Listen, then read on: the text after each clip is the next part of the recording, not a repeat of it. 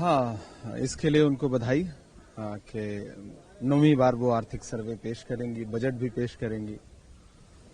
उनका आर्थिक सर्वे अलग है, देश की जनता का आर्थिक सर्वे अलग है। उनको जनता के सर्वे से कोई मतलब नहीं और जनता को उनके सर्वे से कोई मतलब नहीं। डॉलर जो है वो तकरीबन 92 रुपए के करीब पहुंच रहा है।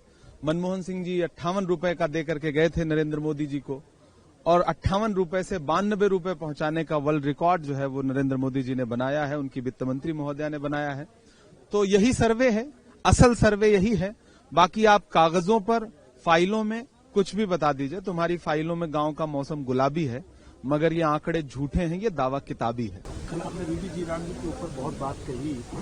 सरकार की तरफ से कहा गया कि कम से कम राहुल गांधी और मल्लिकार्जुन खड़गे दोनों नेता हैं, वो कम से कम अपने सांसदों को तो ये तो कहते हैं कि कम से कम अपमान ना करें। नहीं, इसमें अपमान कहां से हो गया? इसमें अपमान कहां से हो गया? इसमें अपमान कहां से हो गया?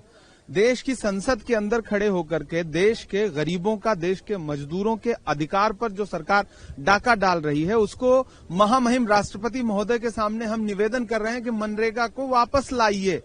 इसमें अपमान कहां हो गया? आप जो कहेंगे, आप कहेंगे कि अपमान हो गया तो वो अपमान मान लिया जाएगा।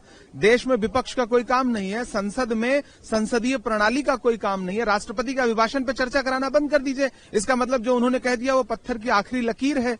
वो अपनी सरकार की प्रशंसा कर रही थी। सरकार अगर प्रशंसा के लायक नहीं है तो विपक्ष उस पर प्रतिक्रिया देगा। विपक्ष अपील कर रहा है कि मनरेगा को वापस लाइए। ये नाम बदलने का खेल उलझा करके आप राज्यों पर भार डाल के मनरेगा बंद करने की साजिश हम नहीं चलने देंगे।